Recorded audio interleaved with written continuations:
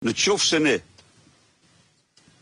mbrojmë tezën, se ne nuk bëjmë hipokrizi, mbrojmë tezën që në përputhje me direktiven europiane Natyrë 2000 dhe që unë kam besim të plot se kjo direktiv është direktiv që plotëson të gjitha kërkesat e mjedisit, në qoftë se hapat bën në përputhje me direktivën europiane, unë mendoj se ato janë hapa të drejta. Dhe unë nuk besoj se Shqipëria ka direktiva më të veçanta apo më rigoroze se sa direktiva europiane. Por dhe një gjë sa, do të dish, është shumë interesante.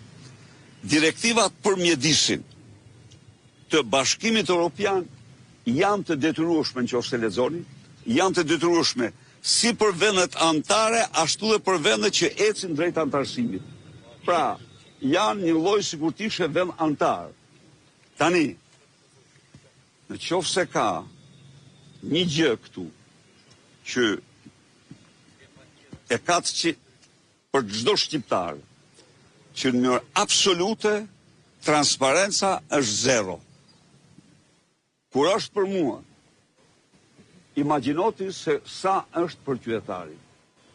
Sepse më është dashur të bëj shumë punë për të arritur të sqaroj një seri problemesh dhe ato çka i kam thënë bazuar në parime të përgjithshme, më është dashur. Por tani vim tek pse është diferencë e madhe. Diferenca është e madhe sepse të ndërtosh në përputhje me kushtet ekologjike, ndërton në zbatim të direktivës së Komisionit Evropian. Por tani për ta ditë, në rastin e peisazheve natyrë, që është kategoria e 5 e mbrojtur, direktiva europiane thotë, në qoftë se vendos ta zhvillosh, do të respektosh këto 4 etapa, këto 4 momente. Një nga moment është appropriate assessment, vlerësimi i përshtatshëm. Pra, vlerësimi i përshtatshëm përcakton një seri treguesish, të cilat ti do t'i vesh në tavolin edhe t'i kontrollosh.